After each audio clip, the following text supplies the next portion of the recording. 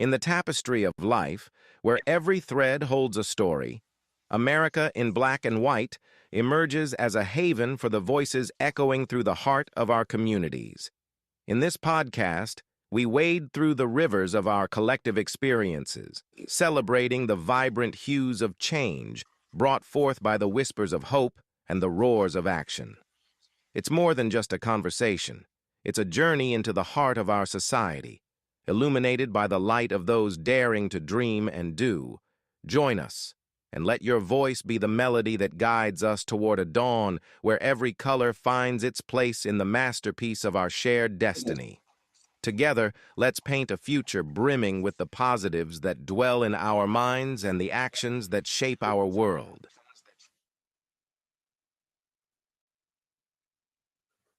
Good evening, family, and welcome to American Black and White, where we shine light on voices that are transforming our communities and shaping the future of education, equity, and empowerment. Tonight, we are honored to sit down with a leader whose vision and passion are redefining what it means to serve our students. Dr. Samuel Bennett is not just an educator, he's a trailblazer with a strong foundation in special education and a proven record of success supporting diverse learners. Dr. Bennett has dedicated his life to cultivating inclusive, high performing environments where both scholars and educators thrive.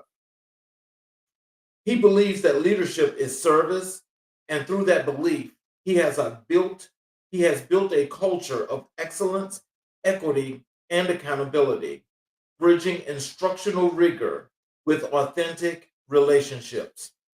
He has a collaborative approach that inspires teams to reach new heights while never losing sight of the needs of every single student. From curriculum design to student engagement strategies, from behavior management systems to mentoring the next generation of educators, Dr. Bennett's work is grounded in one mission: to transform schools into spaces of possibility, purpose, and progress. So tonight we celebrate a leader who reminds us that education is not just about academics, it's about empowerment, equity, and preparing our young people for success in college, career, and life.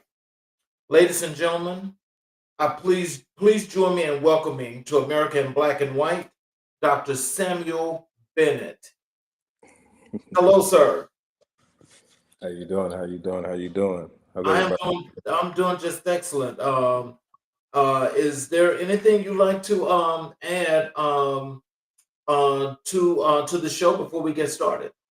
Well, first and foremost, Mr. King, I like to say thank you. Thank you for the opportunity to speak on this topic and provide my insight from the education sector. It truly means a lot to me. I'm truly honored to be on your show today. Well, I thank you, and I'm glad that you're here. I'm very honored. What I want to do first is I actually want to start with your career in education and the specialization of the work that you do in special education. Can you tell us what inspired your journey into special education? Oh, it was a while ago. A while ago, when I first transitioned from Pittsburgh, Pennsylvania, down to Virginia, my mom used to be an instructor for medical assisting, and I remember I came down to visit her for Christmas one time, and she had this one student that I kind of gravitated to more than the others. But it wasn't, anything on the favoritism type of side. It was more so I seen a need within this student. So I would sit down, I would talk with the student, and that's when I started to really pick up and say, okay, this student has some learning barriers that needed to overcome that. So I kind of took a liking to it. So after I got done playing football, I went to school and I got my master's degree in special education. And then at that time, I was coaching football at Garfield High School in Woodbridge, Virginia. And they gave me an opportunity to coach. to go to school and to work in the special education department.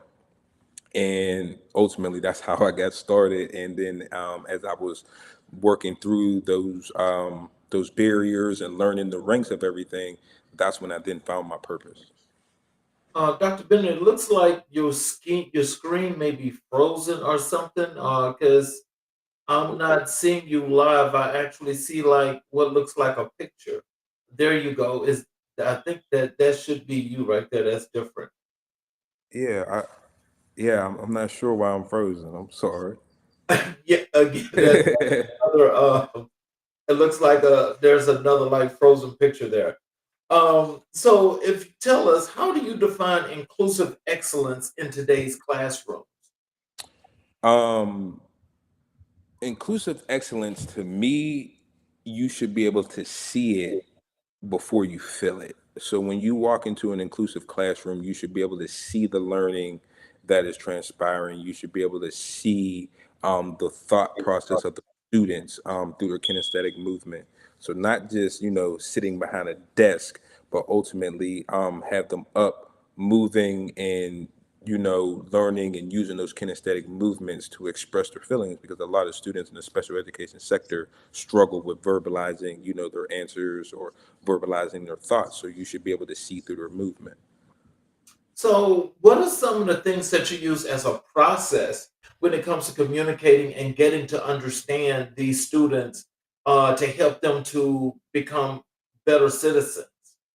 So I truly believe in the power of building relationships. And when you build those relationships, you then get to know how not just a student, but just how an individual thinks. And as you're learning how they think, you then learn how they communicate, because you might deal with a special education population that it comes off as like they're hitting you and they're coming physical, but that's their way of communicating. They don't necessarily know that they're hitting you, but that is their way of either getting your attention or telling you the answer to a math problem or things of that sort. So I believe in the power of building relationships. Okay. So, what are the most common misconceptions about special education? Ooh,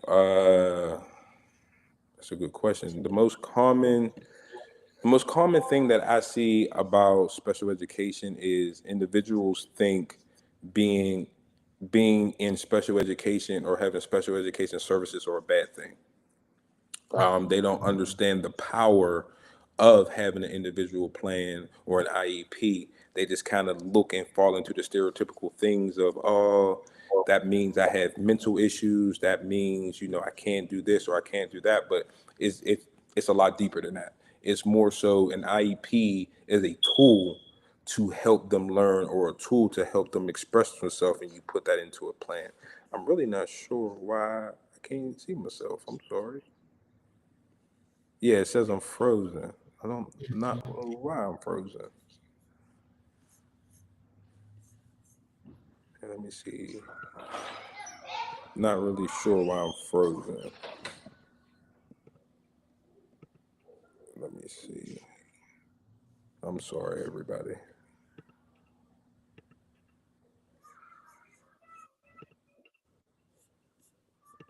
Is it? Okay, there's your background. Oh, makes sense now. I'm sorry. You connected to my phone, right next to my computer. I'm sorry. There we go, everybody. So, There we go. I was trying to figure that out myself. I was like, wait a second. So, my phone and my computer, they're connected. I'm sorry. There we go. I'm sorry, everybody. all right. So with that being said, can you tell us, kids that are a part of the special education system, are they done like, are they like tested like are the kids that they consider autistic, where they put them on like the spectrum of some sort, that tells you exactly how to communicate with them? Well, first and foremost, in order to get special education services, you have to be tested through psychological testing. That then places you where you need to go, exactly where you need to be, because there's no reason to say, hey, a student is just autistic by the way that they look or the way that they dress or the way that they or verbalizing things. Like, that's not how you get the mechanization of an IEP. So you have to go through that psychological testing and find exactly what that student needs and exactly what would benefit that student to be successful. And then based off of there, then you kind of, look at it, because autism is under like an umbrella, as we say. You just can't say, hey, a student is autistic. There's a lot of key characteristics that play into that. You might have a student that's mild intellectual disabilities, that's autistic, that has OHI or SID or SLD. So it all depends on the data that you're able to get from the psychological testing. So that's the first step in achieving that goal, if that's what you're seeking to do. Mhm. So with teaching these students and you actually bringing them along, for the great work that you do, can you tell us, like, uh, what is it that's internally here in your heart that makes you really want to do this work to make these students be better? Well, there's two reasons actually. There's one. I had a cousin. Actually, he was murdered in 2019. Oh, Who was on the autism spectrum, and I connect with my aunt as much as possible to get a backstory. But ultimately, doing this work is what motivates me to do what I currently am doing, because then once they leave the schools, they are then citizens of the community, and then that's where you get to see if that student's IEP, or see if that diagnosis was appropriately given, to see exactly what type of individuals they're going to be in the community. And that ultimately will distinguish the data between the schools, the prison pipeline within our schools in America. oh, wow. Oh, so you mean so that prison pipeline system also appears to students in your classroom as well? Absolutely, absolutely. That's Wow. something that I'm very passionate about.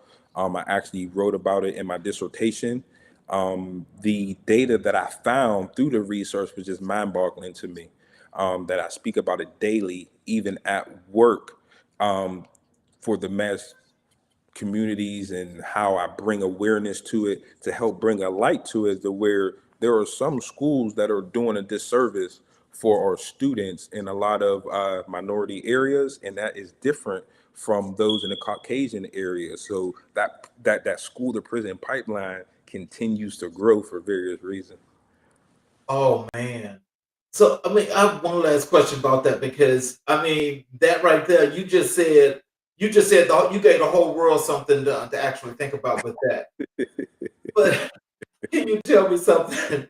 Um, with that, I mean, and with the research that you've done so far, I mean, is part of your research going to be as to some things that you can help maybe to implement that could make this a whole lot easier and a little bit better when it comes to your students? Absolutely.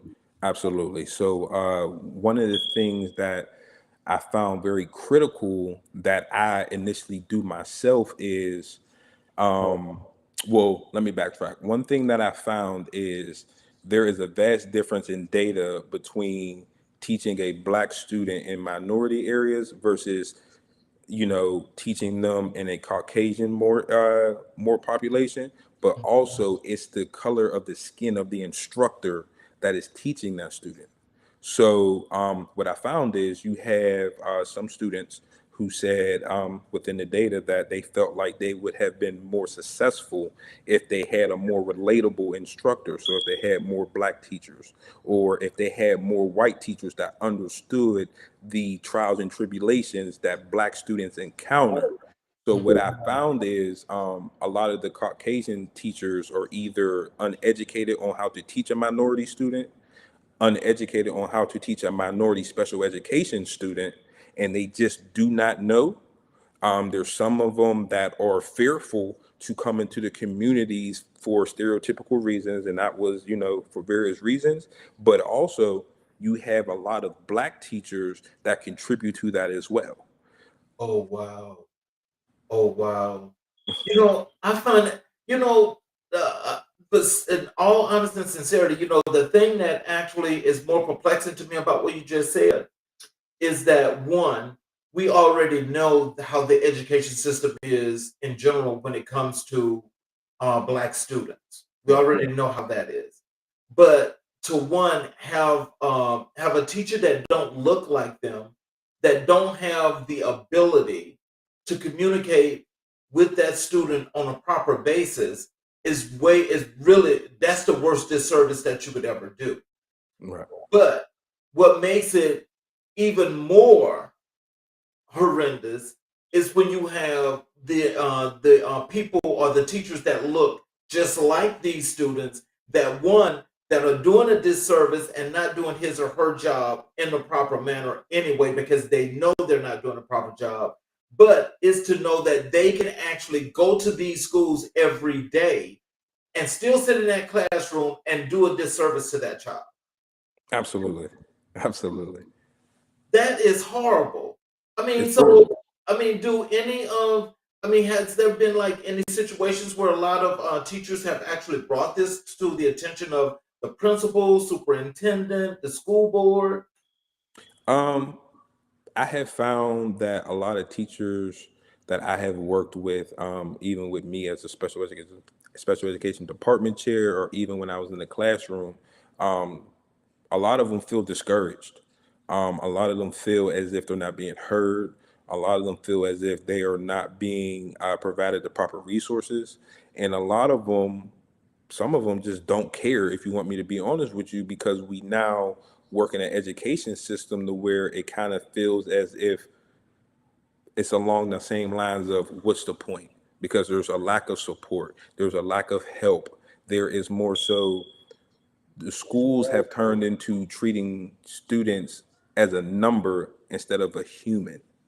Mm, And they're doing things for the benefit of the school district, or they're doing it for the benefit of themselves to make themselves look better. But they are forgetting that once the students graduate from that setting, they then become citizens of our community. mhm, So a lot of people hold back. A lot of people are fearful of the pushback. I know me, I have grown to learn that I'm okay with those tough conversations, and I'm okay with having those conversations because there is a better outcome that is to come from that if those tough conversations are had. mhm, But now we're in a space to where we have a lot of educators that are just fearful. mhm. How do you balance academic rigor with differentiated instruction? Wow. The academic rigor has to be challenging. It has to be challenging. But one thing that I pride myself on and that I pass along to a lot of others is the curriculum is the curriculum. We can't change it. We can make some adjustments, but it is what it is. So I pride myself on making the education relatable and realistic. So that goes back to building those relationships to see how the student thinks and knows what makes them tick. What's going to get them going? What's going to get their mind going? So, for an example, if you have a student that likes to play football, okay, but you're teaching him in a math class, and let's just say you're working on angles, use those angles of the curriculum and make it relatable towards a football game or a football system to help that student activate some knowledge and be able to visualize what they're going through. So, for an example, if we're working on angles, I Mhm, would then speak to the student. Let's just say the student was a wide receiver. Everybody knows you play football, everybody runs routes as a wide receiver. Make that angle for the curriculum relatable towards that player who understands the route system of a football team. So if you're working on an acute angle, the quickest way to make it relatable is say, hey, so think of it as if you're running a slant route. mhm, 3 yards this way and you're coming 45 degrees this way. What does this angle look like? How does this look? How does this transfer from this curriculum, not just to the paper, but also to the field as well? because then they're like, oh, Dr. Bennett showed me what, an acute angle is. I got to keep my 45-degree angle as I'm coming across. So making it relatable, but making it realistic. And that is what is missing from the curriculum. A lot of students feel as if the curriculum is null and void because they can't use it in everyday life. Wow. So working with that student on how to, build a bank account or do renovations on a house, but you're working on geometry or you're working on angles or you're working on some algebraic equations. Make it relatable for that student, because then it doesn't just stick in a curriculum mind state. It then helps them utilize it in everyday life. So, what role does data play in transforming outcomes for diverse learners? So data is very important, because I'm a firm believer of you can't drive a car without gas, and the data is the gas. So the data will tell you where you need to go to drive this car. So you just can't say, hey, I want to drive from Georgia to Pittsburgh, but I don't know how I'm going to get there. I don't have any gas. So the data will tell you exactly, hey, in order to get gas, you have to do this. You have to go to the gas station. You have to, pay with this card or that card. So then it then drives your instruction. And when it drives your instruction, now you have the gas to go from Georgia to Pittsburgh to Atlanta. I mean, to LA, or to wherever you want to go, because now you have a starting point. You have a foundation to start off of to access exactly what they want to go. Now, in the diverse community, it's a little different because resources are different. So now you have to get very creative in your instruction and your approach.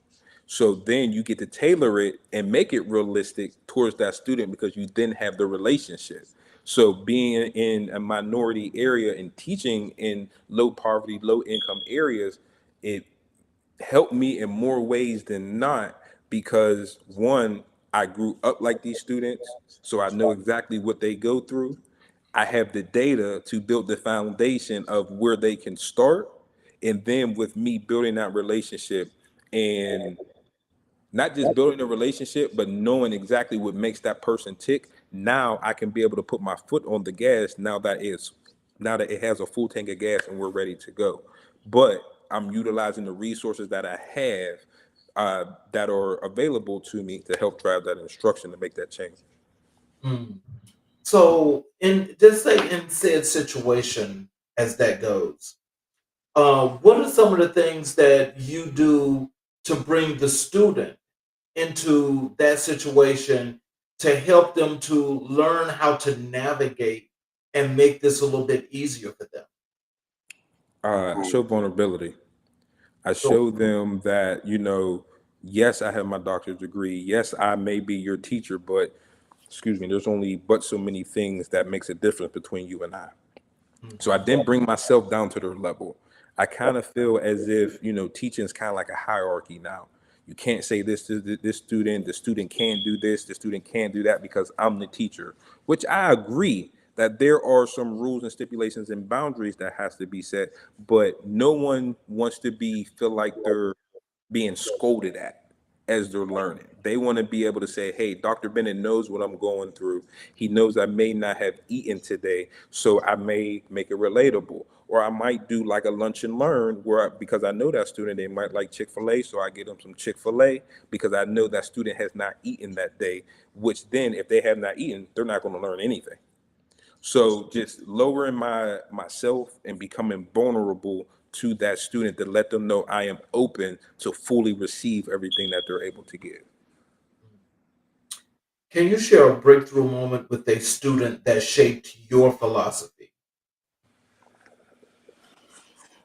Oh man, a breakthrough moment that made me do it. So I'm working in a new school district now, and it's a school district that a lot of my previous students I used to work with when I first moved to Georgia. So now they're older, they're in high school, they're about to graduate. And I was having a conversation with one of my seniors, and he said, man, coach, when I was younger and you was my middle school head football coach, remember when you was teaching me about 45-degree angles? And I was like, yeah. So he was a lineman, so we had the footboard, and I was teaching him, the proper footwork. And he was able to not just work on a football skill, but he was able to build on a life skill that helped him get into the engineering department at the school that he's going to in the fall. So we were having a conversation, and he said, "Man, if you would have never took the time to let me know about your past experiences in football, if you never shamed me or anything like that because I didn't have the best clothes or the most food or anything like that." He was like, "You actually brought me some food." He said that let me know that you genuinely cared for me. And because I opened up myself and I opened up my heart, he was able to take the skills that I gave to him, transfer them into the school books, and now it has put him in the ranks to where he was able to receive a football scholarship to go play football. So he was able to build on his academics because he wasn't the best academic student at the time. So that was a breakthrough moment for me where I was like, this is where I need to be. Wow.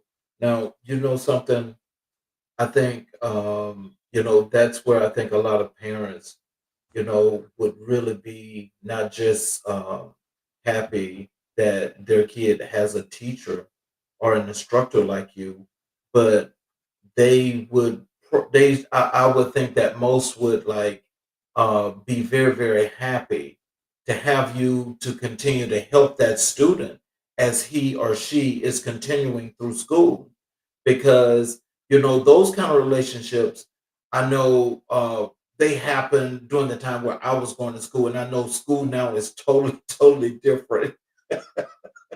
And so it's like to have an instructor like that now is one that you definitely should be very honored to have, because a lot of teachers wouldn't actually take the time to do that. They Oh man, really wouldn't. thank you. I appreciate that. How do you support educators in building culturally responsive classrooms? I just take the time and just spend that one-on-one time with them. The same way I build relationships with the students, the same way I build a relationship with the educator. Because you're able to see their flaws and you can see their pros as well. But once they're vulnerable, you're able to build them up. So being able to give them, strategies that I use to be successful, but also, use some key examples that's around us to help bring them back in. So for me, I'm big on the curriculum, and the curriculum is the same way, but it doesn't say that you can't make it relatable. So use some outside sources, bring in some outside people to talk to the kids and show them that what you were telling them is actually true because they're hearing it from a different source. So just making it culturally relatable. I have offered a teacher, strategies on using rap songs to help a student remember what a stanza is for an ELA poem.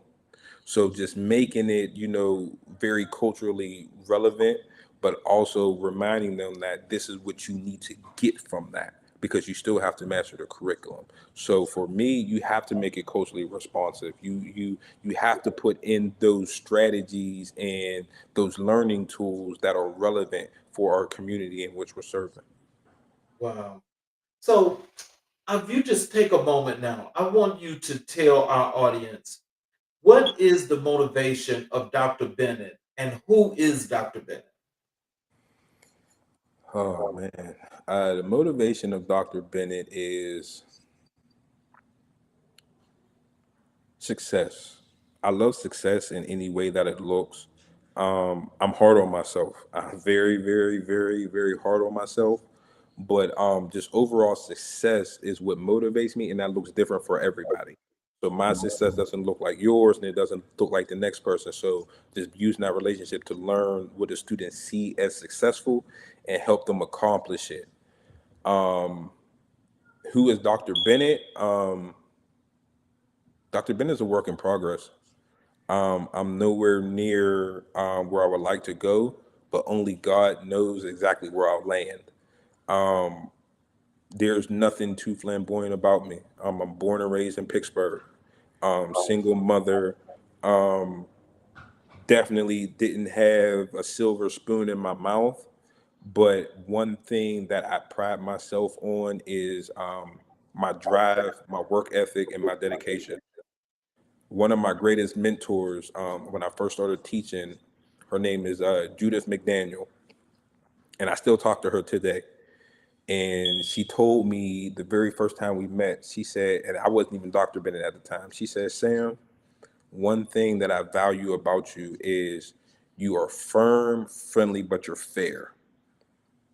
And I pride myself on that. I'm firm because I feel like working in low poverty areas, for lack of better words, you can't be soft.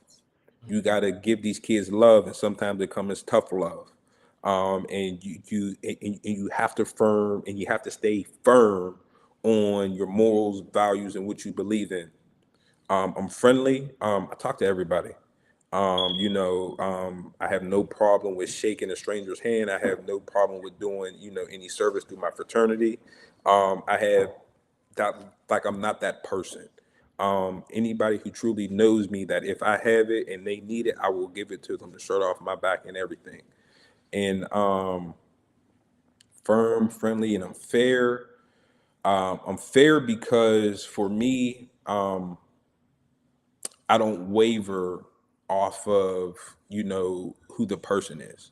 The same way I teach a black student is the same way I would teach a white student.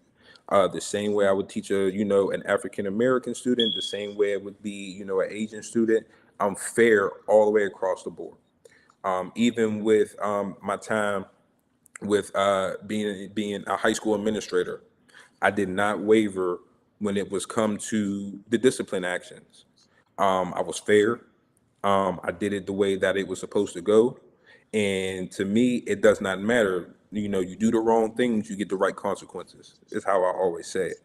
So to me, color does not matter. And, family doesn't matter, friends doesn't matter. A spade is a spade, in my opinion. What systems have you implemented to improve behavior management? One thing that I found to be critically important, especially with moving to the South, is the PBIS system. Oh, that system is amazing. But even with that, I make it culturally relevant as well.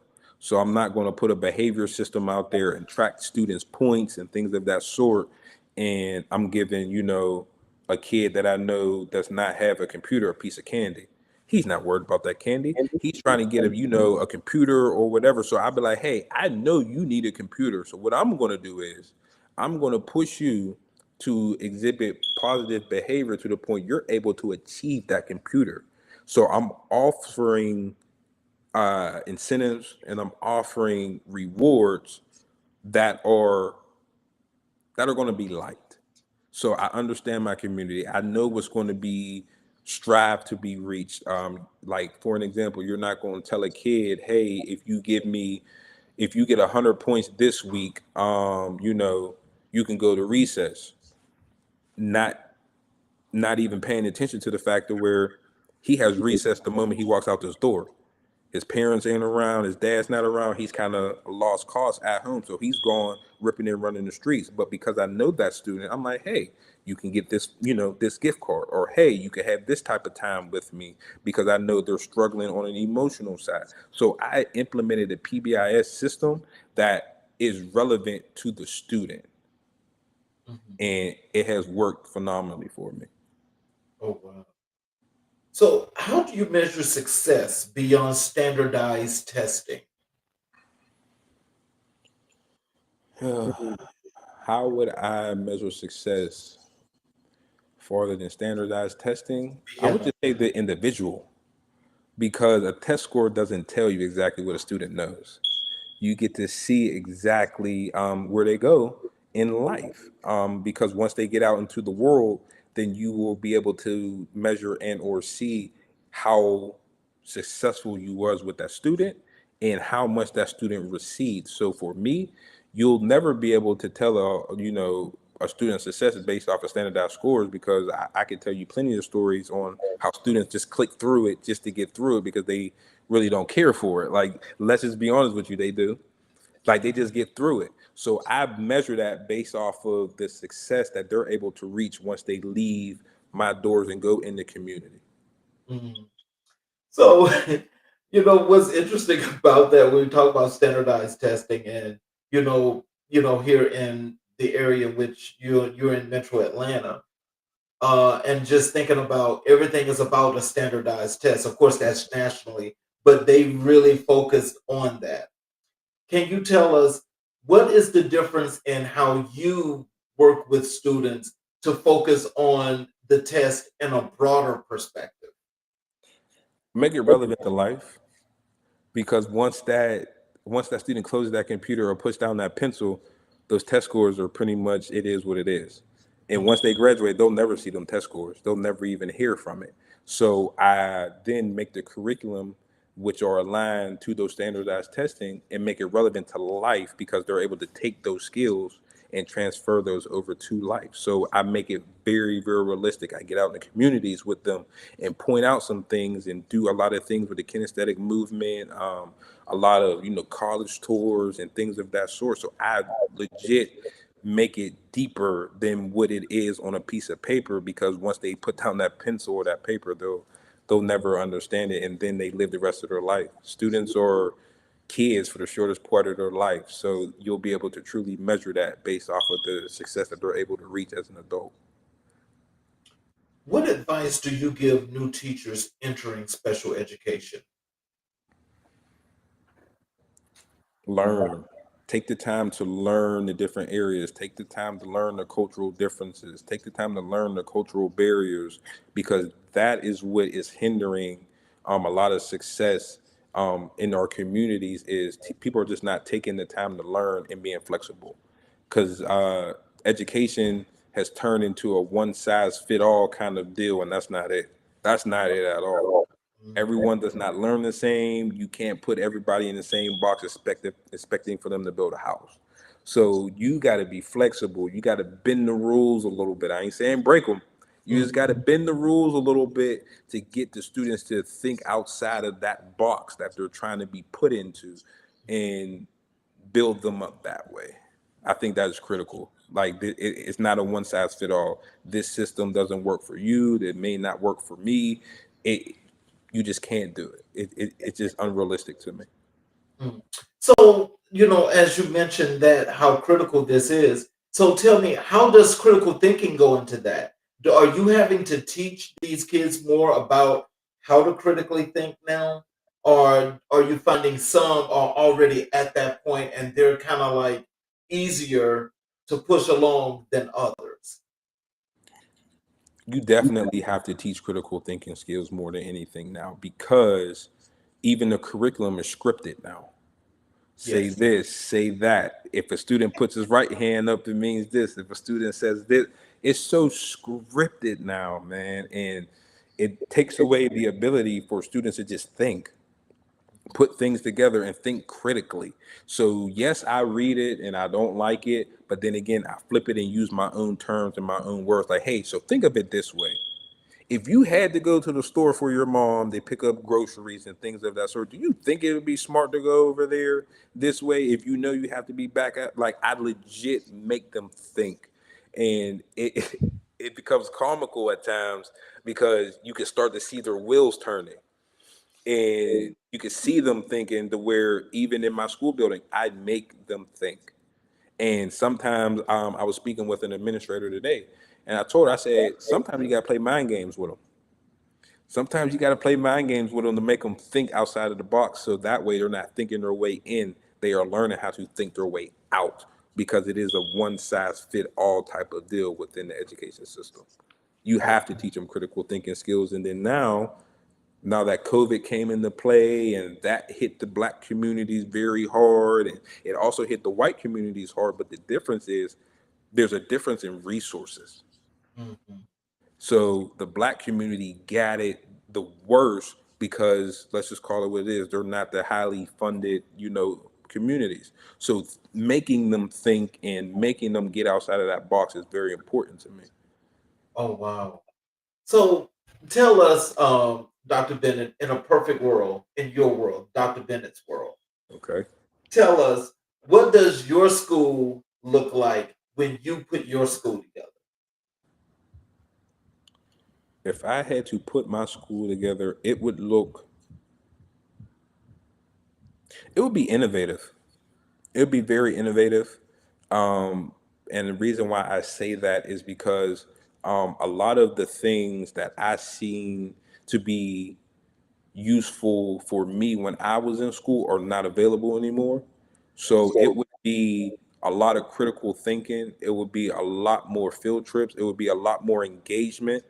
Granted, the times are different now, but if I had to say what my school would look like, it would be innovative, that provided a lot of opportunity. Wow.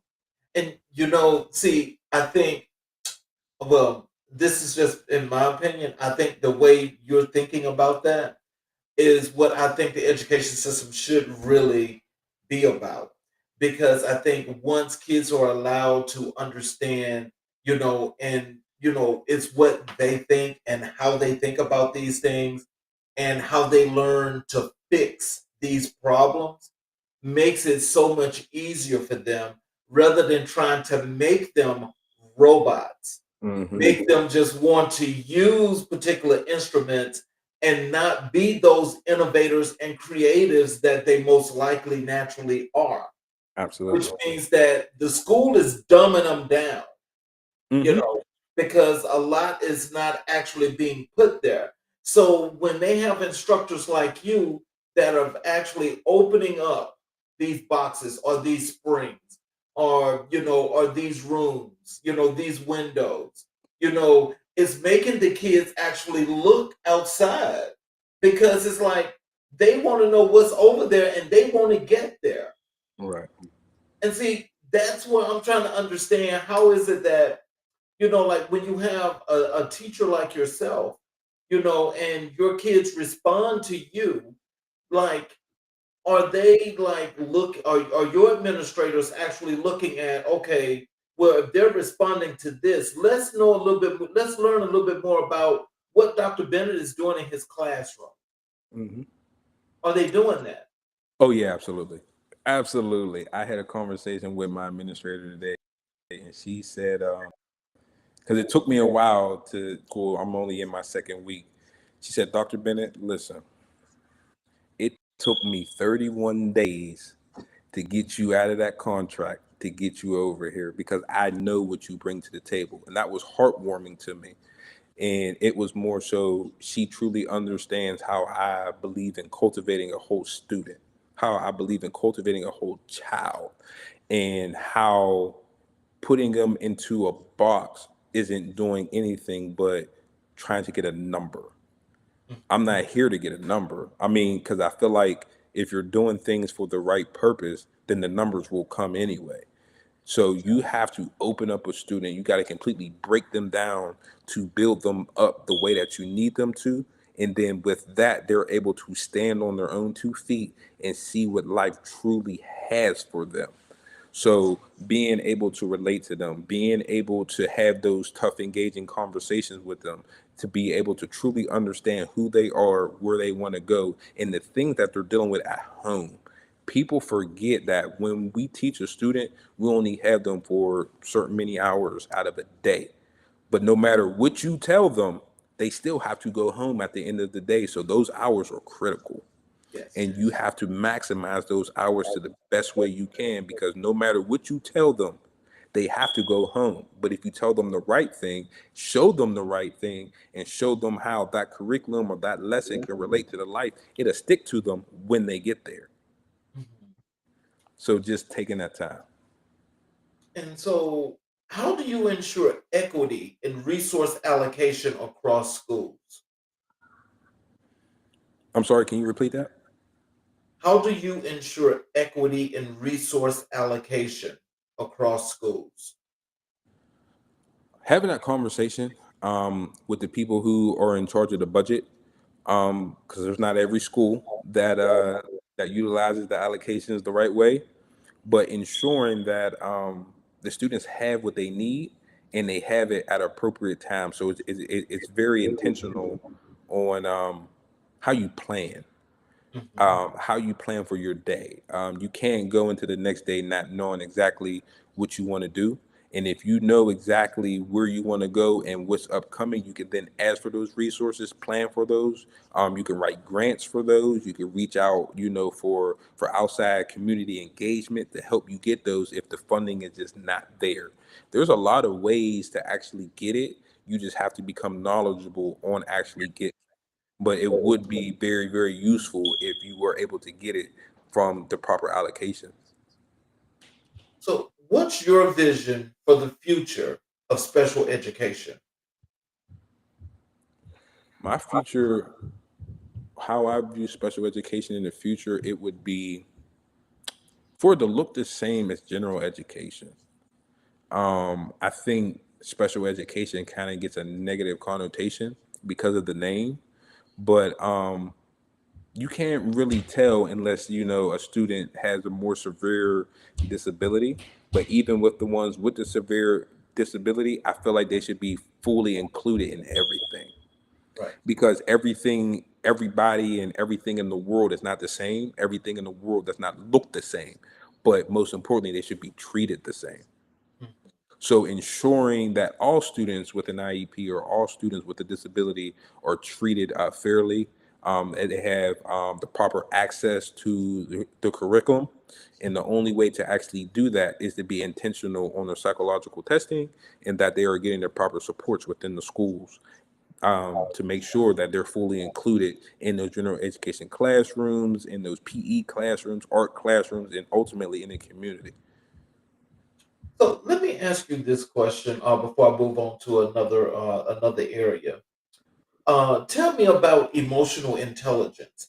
How is that used in your classroom and in your school in general? Well, emotional intelligence, everybody is on different levels. I have some students that cry when they're frustrated. I have some students who become aggressive when they're frustrated. Within our school, it's the same way. But one thing that I'm proud of is we take that foundation and we build on it. We show them different ways to lower that aggression. We show them that, hey, it is okay to cry, but you still got to get back to the work. So take that time, build that time, and whatever is making you upset in that moment, use that as motivation to become better. And we push that, and we really do push that, because emotional emotional issues are never going anywhere. That's something that everybody has on a day-to-day basis. So we have to teach them how to navigate through those. Let's talk a little bit about your keynote speaking and your athletics advocacy. How has your experience as a keynote speaker shaped your leadership voice? It shaped my leadership voice by just broadening my horizons, not just focusing on one audience, but focus on as many audiences as possible. Just building on that and getting my message out, and I do that through vulnerability. I'm big on, listen, I am no different from you. Let me tell you what I've gone through, and let me show you how I've got to where I am. I'm definitely not where I feel like is the end point for me. Only God is the true determination of that. But I really feel like me speaking to the community and speaking to young men is a calling of mine. And it's one of those things that I truly believe that once I get your attention, I got it forever. So tell us, what does it look like when you're doing one of your speeches and you're actually you're more than pulling the audience in, you're captivating the audience. What is it? How does that work? And what what are some of your more centered messages that you're getting out to your audience when you're doing your speeches? The most centric message that I get out is No matter the color of our skin or the upbringing that we have, we are all one. We are all together. Everybody has shared experiences with a lot of differences. So I definitely draw them together. What I like to do is, yes, I'm a football guy. I play football. So I do everything as a chant at the end of the day. So I like to start all of them with a one clap and I get everybody on beat. And then we go to two claps, three claps, four claps. But when we get to five, everybody stops at one time. And it shows unity. It shows that we are together. Yes, you might have a Caucasian male and an African American woman, but at the end of the day, if you take all of our skin off, we all bleed the same way. We all have the same organs. So just putting that together to show them that we are all one, and that we can all reach our maximum potential if we really strive and we really dig deep to fight for what we want to reach. Mhm. What themes do you emphasize when speaking to educators and youth? The themes, I would say, collaboration. That is one of the biggest things that I push because I think it is the most forgotten thing in our community. Nobody talks anymore. Nobody knows how to work together anymore. Everything is all about self, but no one is really emphasizing the power of teamwork, Mhm. working together, collaboration, because what this person brings to the table may ultimately help the next person, and that person can bring something to the table, but you would never know that unless you collaborate and you work together. Everybody working as one team can achieve any goal in this world. So, how do athletics contribute to academic and character development? Oh man. So uh I'm a firm believer of athletics for a lot of reasons. For discipline reasons, for teamwork reasons, things of that sort. But one thing you can't get around with is academics. In order to be an athlete, you have to be a student athlete first. So you get to take a student from a classroom, build them up, make the curriculum relatable for a football player, for an example, then he's going to take those skills onto the football field and build himself up on the football field, which then open up so many different doors for him in the community.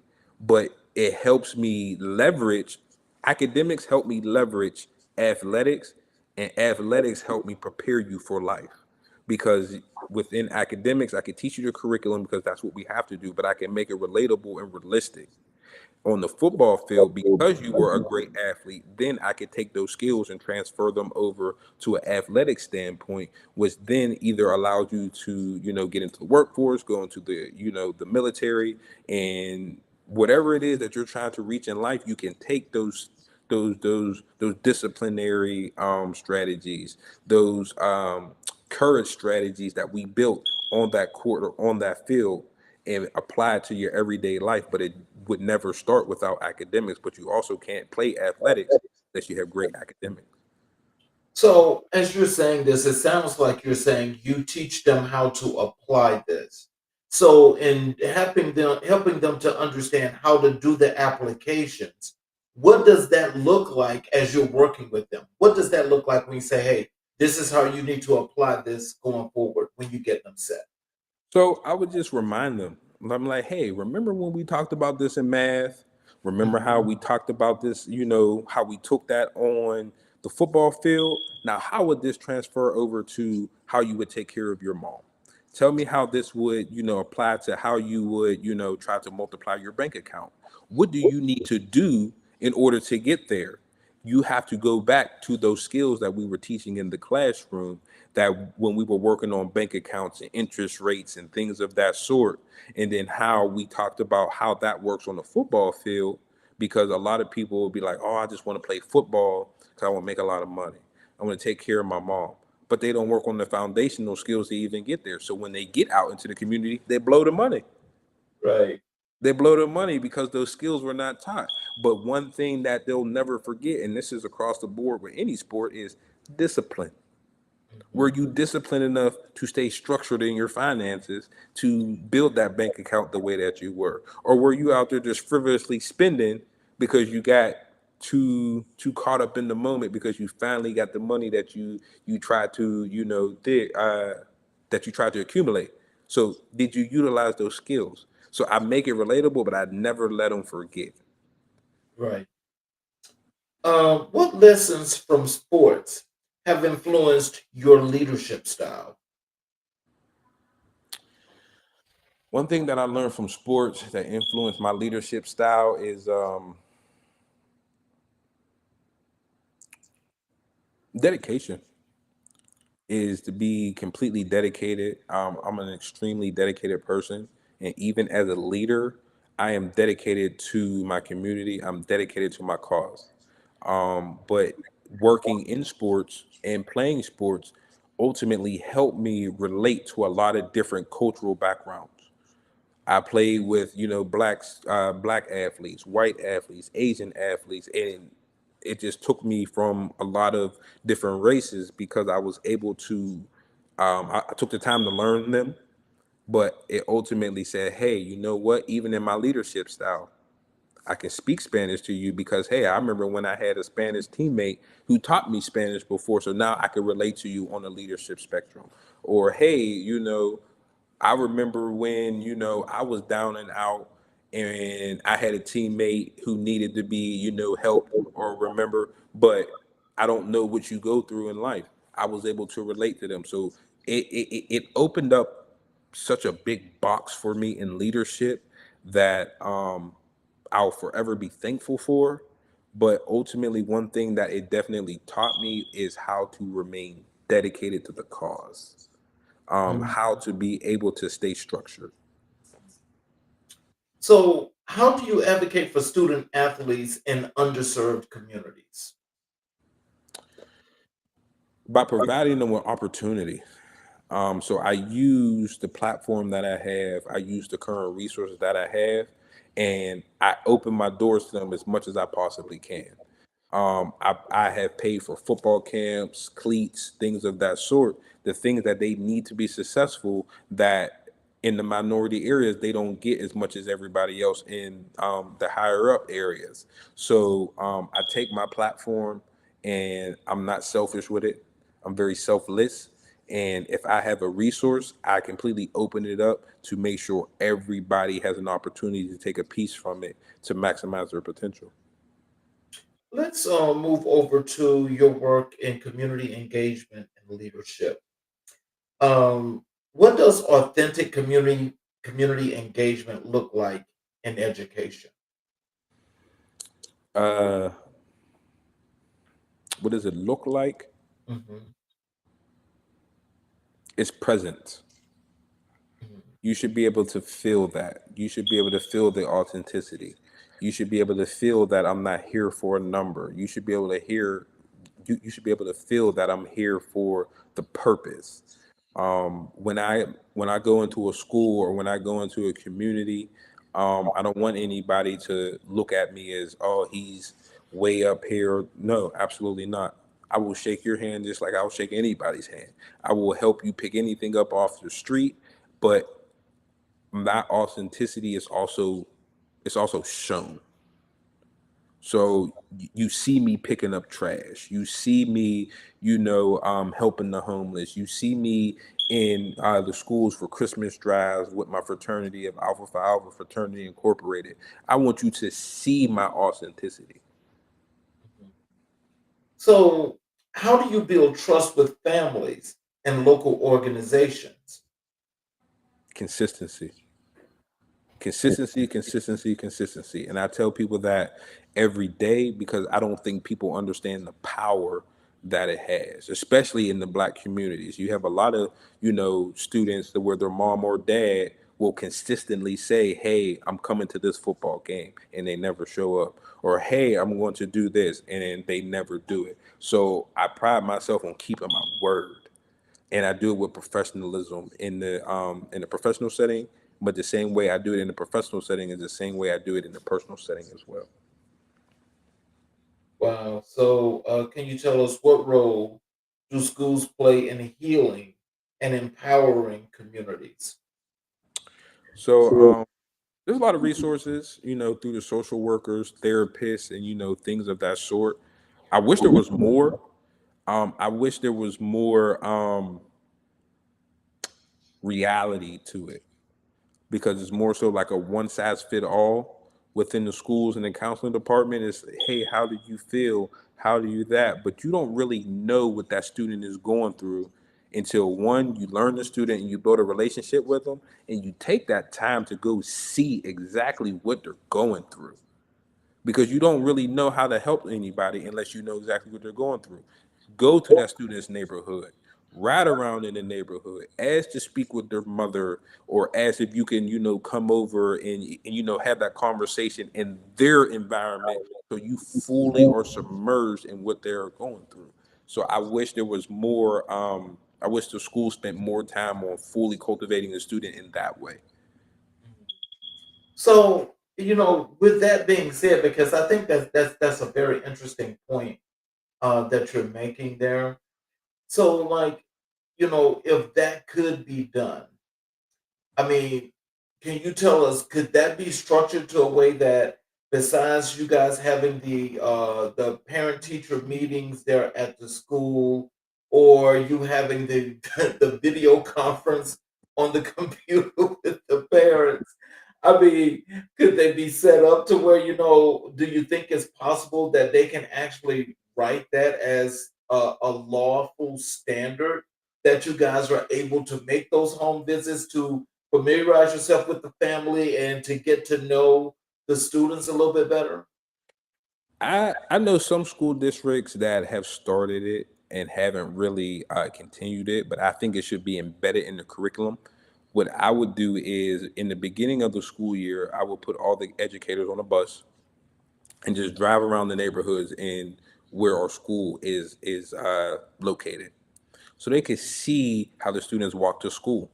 They could see the type of neighborhoods that the students live in, but not just get on the bus and just take a look. We're going to get off the bus. We're going to go to those playgrounds. I want you to be able to touch the grass that the students walk on every day. I want you to smell the air. I want you to hear the environment of what they go through, so that way you're able to truly understand what it is. I had a student one time. Um, he was one of my football players at the time. I had no clue, but I was like, "Hey, what are you going through?" And he was, "Oh, coach, I can't tell you this, I can't tell you that." Until one day, I was just in the neighborhood, riding through the neighborhood, seen him walking home from the school bus, and I went to, check on him. I said, "Hey, man, are you okay?" And he was like, "Yeah, coach, I'm fine, I'm fine, I'm fine." And I just wanted to watch him. I watched him from my car to make sure he got home. And this student didn't even have a front door on his house. It was kind of like the door wasn't even attached to the house. It was kind of like leaned up on the house. Wow. I said, you will never get that type of authenticity through a parent teacher conference, because they're not going to tell you that. You will never be like, you know what? I understand the fact that you're coming to school with a cold. Your front door isn't even attached. So how's there any heating staying in that house? These are the things that I truly love about education, because you get to fully learn what the student is going through. And you won't be able to experience that unless you're able to see it. Mm, wow. Now that is basically like one of those situations like what you see on TV, because I've seen some houses like that. That was a long time ago, though. And I know that a lot of these kids are still going through some rough patches and rough times. But wow, to see something like that today, you're right about one thing. There is a lot of issues happening there with that student. Oh yeah, oh yeah. And when I tell you, people was in the school just thinking he was just acting out and everything, I said, you don't even understand what that student is going through. But after I built a relationship with him, he said, man, there was times that I didn't go to sleep at night because I had to watch my siblings, because he didn't want one of his younger siblings to walk out the door because it wasn't attached, or he didn't want them to be too cold, and he only got 2-3 hours of sleep at night. But how do you expect them to be successful in the classroom or even on a sporting field if that is exactly what they're dealing with? But you won't be able to know that unless you fully submerge yourself into their life. Wow. How do you elevate student voice in decision making? I push them to do it. I push them to speak up for themselves. I teach them how to properly speak. I teach them how to advocate themselves with respect. Because a lot of people think, advocating for themselves has to be in the form of, derogatory languages or anything like that. So I teach them. So when I have a student, like even today, I'm sorry, what, like even today, if I have a student that's answering a question or asking a question, I make them stand up. Stand up, put your shoulders back, articulate what you're trying to say. Rather if it comes out right or not, we can work on that part. But we're going to get your posture together. You're going to look as if you are knowing what you want to say and you're saying it with confidence. So I make them do that. And it's something that I pride myself on because those are the things that I learned later on in life. And this knowing how to properly advocate yourself and doing it with respect is important. Wow. Um, what's your approach? What's your approach to mentoring young Black men? Oh man, my approach to mentoring young Black men. Wow, this is very important to me. So, my approach is cultivating the whole student or the whole individual, but ultimately breaking them down and building them back up. Not breaking them down in a negative term, but completely taking all the layers of that onion off so we're able to watch them sprout. Because no one's able to grow with heavy baggage.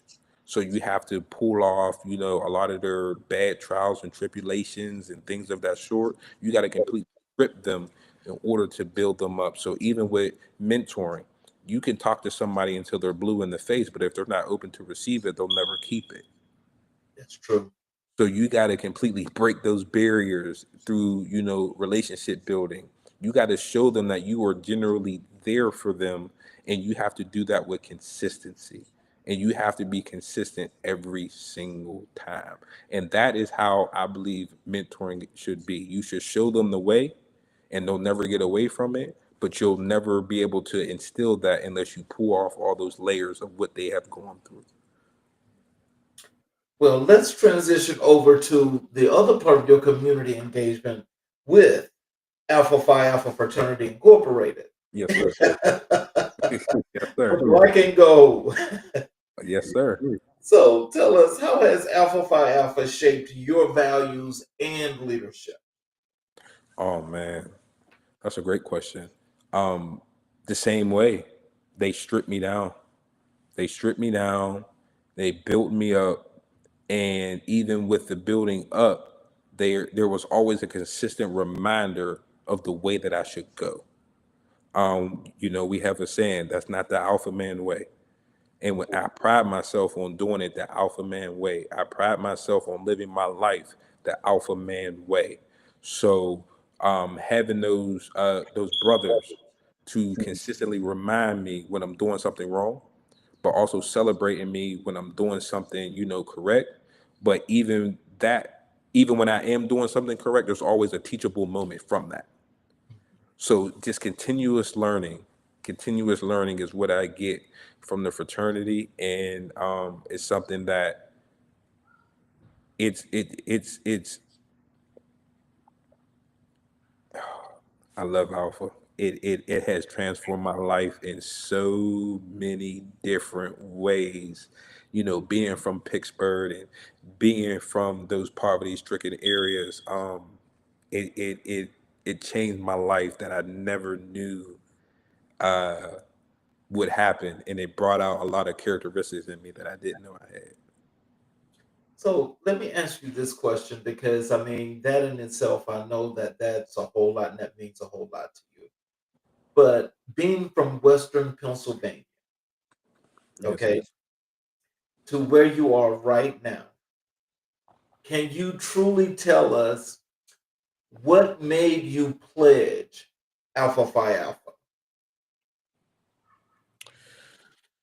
To be honest with you, it was I had no clue what an HBCU was Mm. until I had the opportunity to play football, and I bounced around in a lot of different schools. I went to St. Augustine University in Raleigh, then I transferred home to Slippery Rock, Pennsylvania.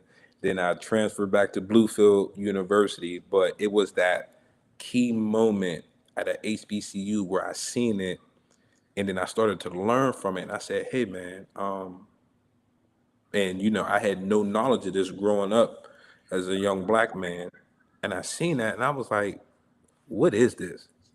So I started to do my research, and I started to dig deep into it, and that's when I was like, "You know what?" And I remember I told myself, I'm going to do that." I said, I'm going to dive full, I'm diving head first into that. And at the time, I was like, I don't care what I got to do, but I'm going to fully learn what it is like to be a true alpha man. And it took me a while, the cross. I was out of school, so I ended up crossing Sigma Eta Lambda in Conyers, Georgia. But that is something that I made a promise to myself I was going to do for the development of myself to help develop the community. So that's when I was like, oh man, yeah, that's what I want to do right there. And I seen that. I think I was first introduced to Alpha 2011, 2012, and I crossed fall 21. So it's always been in my heart. So I like that's something that I made a promise to myself with. And even when I moved to Georgia, I told my wife, I said, man, I wish I had the time because I was an athlete in college. I said, man, I wish I had the time to really, dive deep into that back then. I said, who knows, where I would be or what would life even be like for me? And she was like, well, why don't you go do it now? And literally, as soon as she said that, I just took off with it. I just took off with it because she knew it was always in my heart. So, what does manly deeds, scholarship, and love for all mankind mean to you in practice? Service, we're going to do the work. We're going to do it. We're going to do it. And we're going to do it. We're going to be in the communities. We're going to be in the schools. I'm going to serve the individuals in my community like no other. And I'm going to love it every single way I'm going to do it. I don't care if you're black, white, purple, or orange. I'm going to love all mankind and I'm going to provide the best service I could possibly provide. So, how do you carry the legacy of Alpha into your educational work? Oh man, I talk. I talk about it every day. I wear my know your to work as much as possible, and the work that I do in Alpha and the things that I learned from it, I instill it in my schools. I do it the same way. The same way I would plan a community service event through Alpha is the same way I would do it at work. The same way I would teach one of my mentees through Alpha how to write a resume, I do it the same way at work. I lean on my frat brothers more than anything. So if I have a question, I call them like, hey, how can I transfer this over to the schools, or what can I do here? And I make sure that I'm present. So when we have Greek events and everything like that, they know Dr. Bennett's going to come in and he's going to be ready to go. He's going to have all his alpha gear on. But I take all the skills and the tools that I learned through alpha and I embed it into my schools and I do it wholeheartedly. What advice do you have for young alphas entering public service? One thing that I would tell them is lead with your heart, lead with love, and lead with consistency. And that looks different through everybody else. But the most important part is leading with consistency because you have to be consistent in everything that you do, especially in leadership. One thing that I have grown to learn is the worst kind of leader is an inconsistent one. Oh my God, yes. It's inconsistent. So if you, my frat brothers will tell you, I'm a very consistent person. And I got that from my time of, playing football and, getting ready for the NFL draft and things of that sort. I still do the same things today that I did when I was, preparing for the NFL draft. I still get up at 3:30 in the morning to go to the gym. I still prepare my lunch in the morning. I still get my clothes out the way before, like it's just embedded in me. So just being consistent in the way that I lead, in the way that I show up, is the main thing that I would tell them. Lead with consistency. We talked about Black history, and I asked you who are the most influential persons in your life in Black history. You told me it was Dr. Martin Luther King Jr., W.B. Du Bois, and Jay Z. Can you tell us why is Dr. Martin Luther King Jr. a foundational influence in your life? He's a foundational influence in my life because one thing, and no, I'm not bad because he is my frat brother, but but one thing that he's an influence in my life is standing up for just what was right. Um, Standing up for what was right, doing things with fidelity, and doing things out of love. I think that is one of the biggest things that is just missing from the community now. Is just doing it out of love. A lot of people just do things just because there's a beneficial, you know, attachment to it, whether it's recognition, monetary value, or whatever. But just doing things out of love that impacts the community in ways that they don't even see his coming. He was probably the best visionary I've ever read about in my life. So, when you think about Dr. King, this is besides him being your frat brother, and you just look at him from a historical context. What are some of the things that he has done in his early life that you can see a familiarity with what you're doing in your young life? One thing that I would say is he was fearless. He was fearless, and he didn't ma- it, like it. He didn't care what you thought about him. He didn't care what you said about him. He just cared about his purpose of what he was doing and why he was doing it. And I pride myself on being fearless in my leadership. You don't have to be violent to be a great leader. You Right. don't have to be that person to make a point. And he did it in so many different various ways that it changed the world, if you want me to be honest with you. Because based off of how the world is structured and racism and everything like that, it's taught. Racism is taught. No one is born to be racist. So Right. the workings of him have completely changed the world. Now we all know there is racism still in the world, but he has changed the world in a way that there's another way of thinking, and I'm most thankful for that. So, how has W.E.B. Du Bois shaped your understanding of education and activism? Advocating for public education or just education in general is important to me.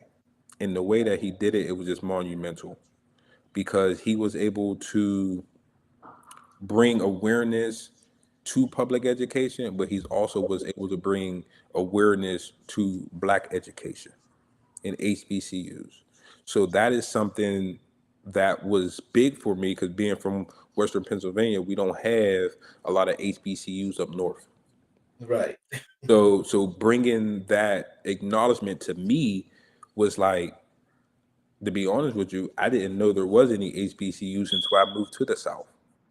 So when I went to St. Augustine's down in Raleigh, that was like that was life changing for me.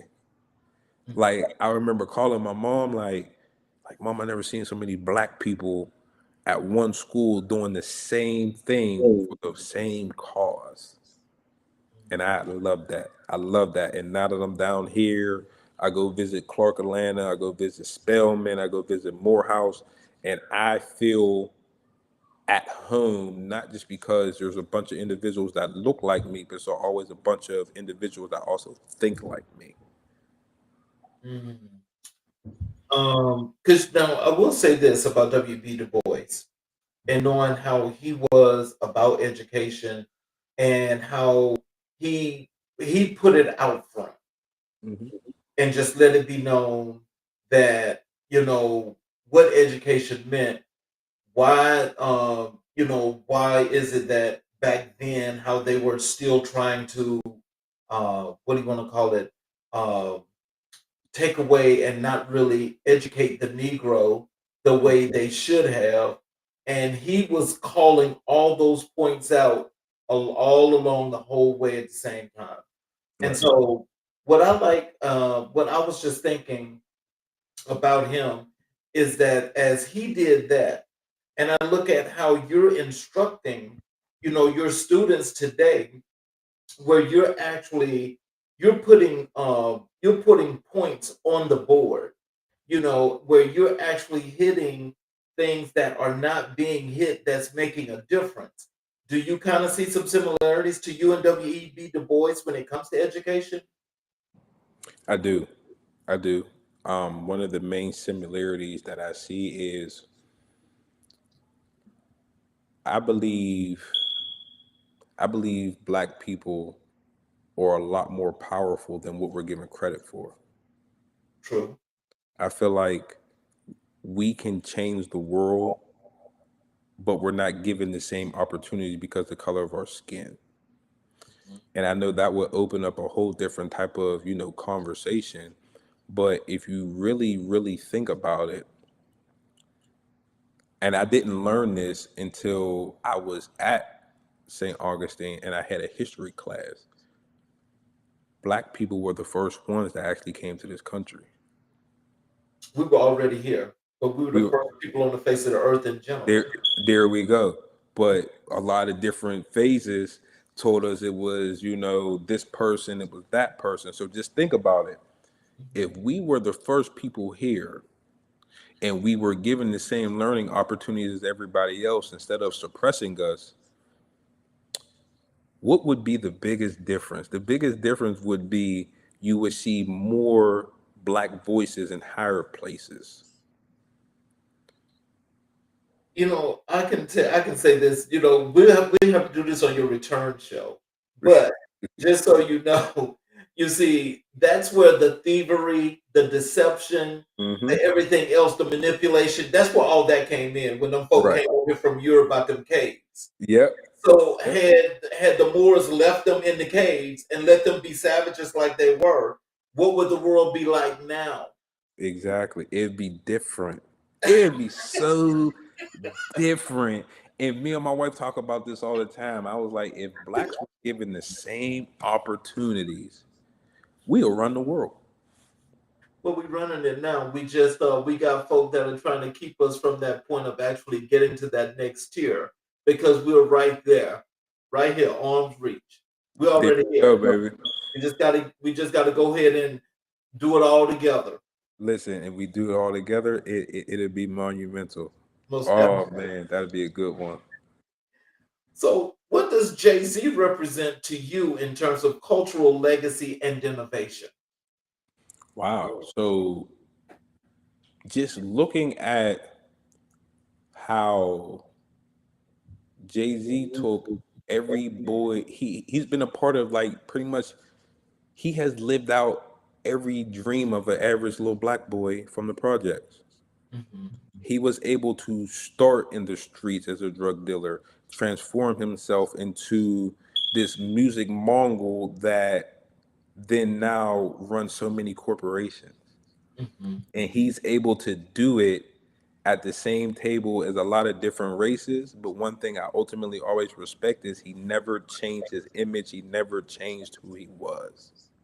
So he was able to take something that was pretty much based for the black communities of selling drugs on the corners or things of that sort, and be like, this is not the way that it should be, and was able to transform it into a way to where he built his empire that now it is sustainable across any platform or any corporation in the world. So the way that he was able to transform not just himself but people, because he didn't do it by himself, he didn't just change by himself, he took people with him and was able to build them up into different individuals to be successful. So tell us, how do you reconcile historical scholarship with modern Black excellence? How do I reconcile that? I would say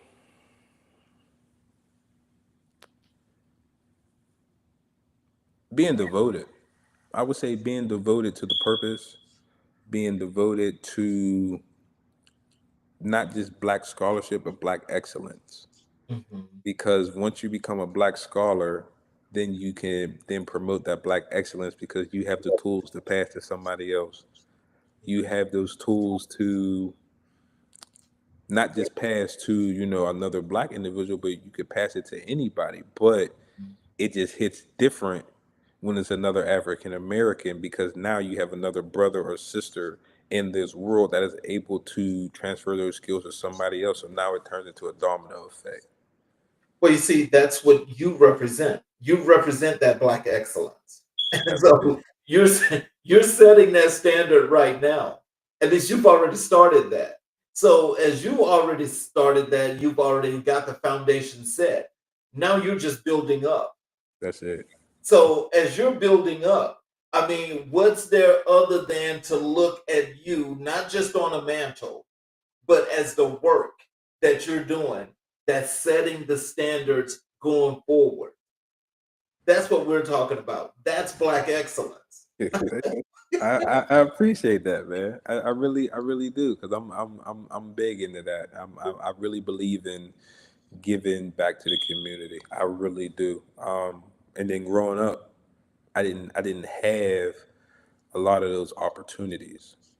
So I pride myself on giving back as much as possible, even with my wife and my kids. If there's an opportunity just for us to volunteer, we, we'll go down there, we'll go to the food banks, and we'll just do it just because we don't have anything to do. It would not be foreign if I walk in the house now and my wife be like, hey, we don't have anything to do this weekend. You want to go down to, the food bank or whatever? And we're like, yeah, we don't have nothing. And we bring my kids with us to show them that light as well. So it's like I'm big on that. Like that means a lot to me. So, what lessons from these three figures guide your daily decisions?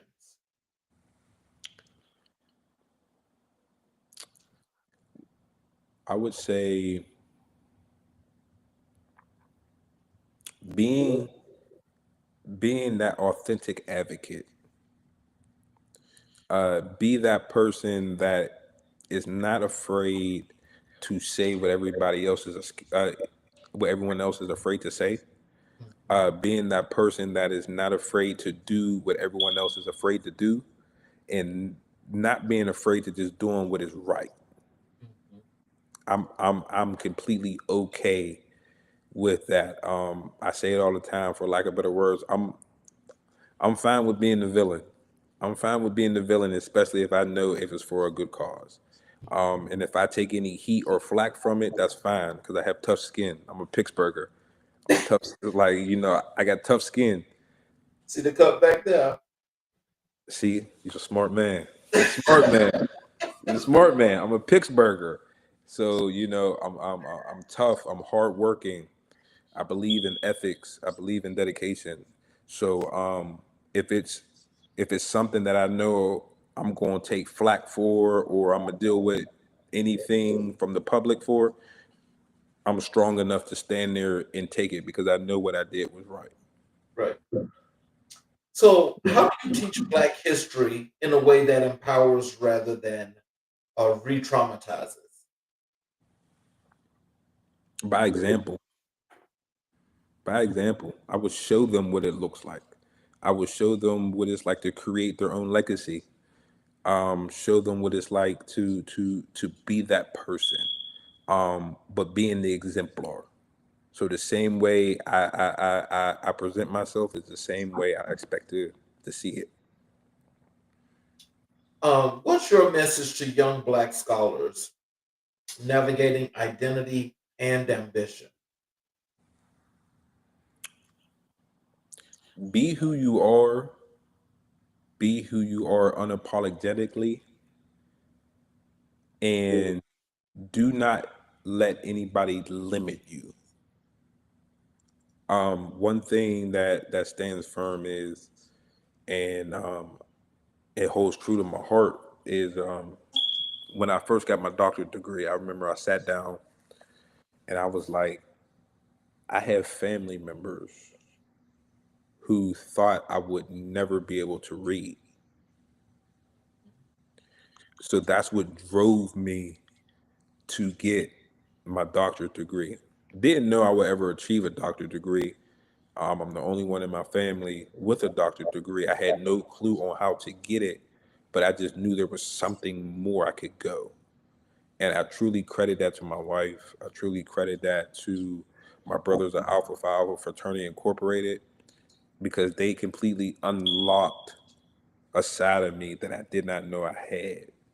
So when I did it, and then you get your doctorate, you'll go through trials and tribulations and stuff like that, because it's definitely not easy. Right. And I had to say it a couple times. I said, this is personal for me. Mhm. So that's why I went as hard as I did to achieve it, because yes, I'm a Pittsburgher.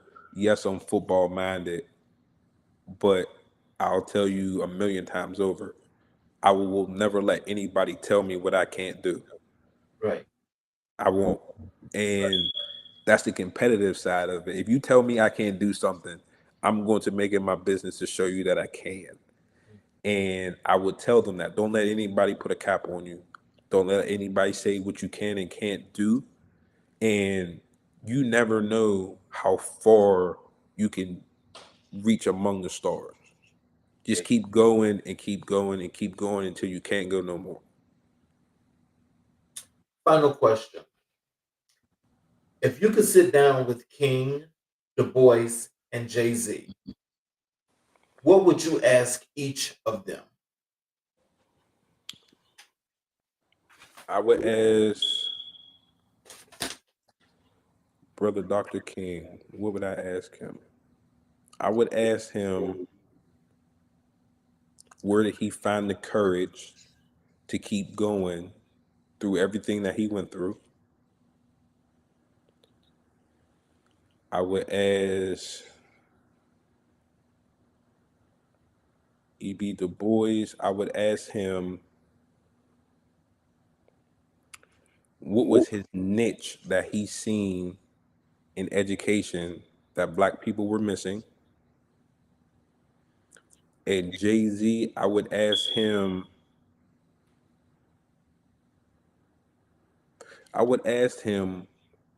what he found or what he thinks was his best recipe for success.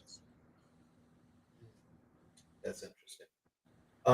So, in closing, do you have any words of wisdom and encouragement for our audience? Would you like to let them know how they can connect with you on your social media, come to your website, or things you'd like for them to know? Um, my Instagram is Dr. Enforcer, Dr. period Enforce. Also on Instagram. I'm on Facebook at Sam Bennett on Facebook. I'm on LinkedIn at Dr. Samuel Bennett as well. What I would leave with you guys is this.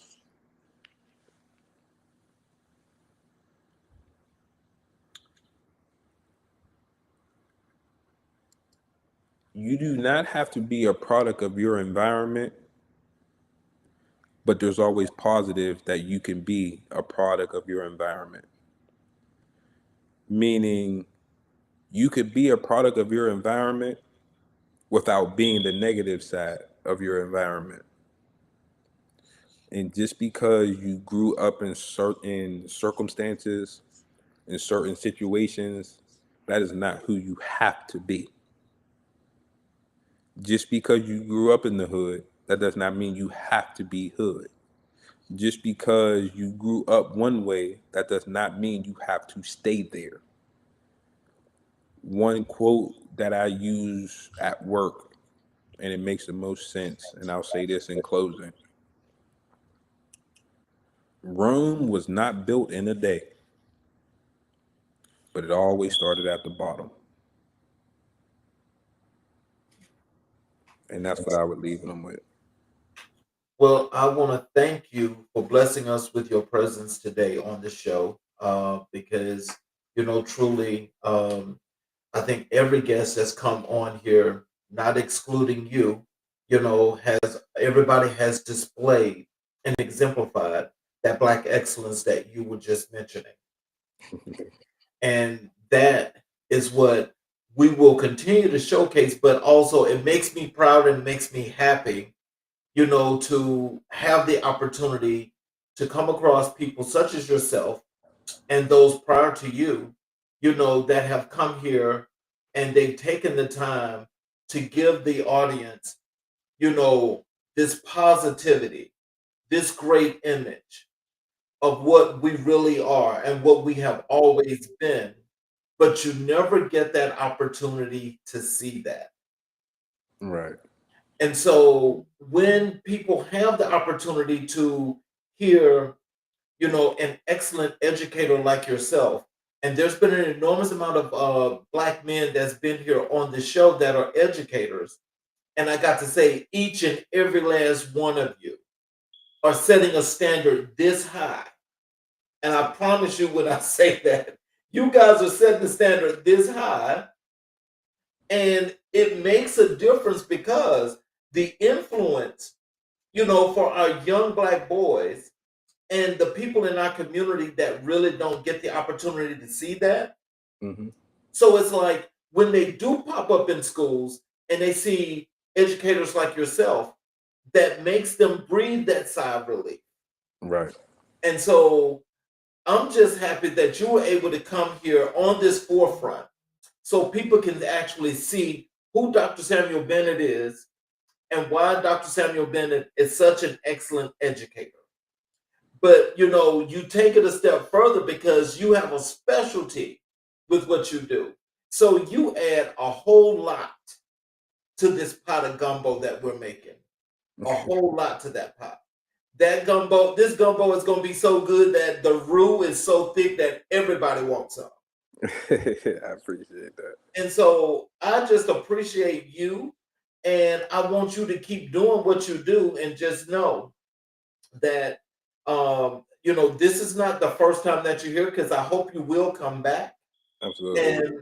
And so this is what we intend to continue, as we not only display this Black excellence, but we build this legacy, because we're building legacies. Yes. And so as we're building these legacies, and everybody's contributing not only to this legacy, but their own legacy, and everybody's going to be sprouting out like this.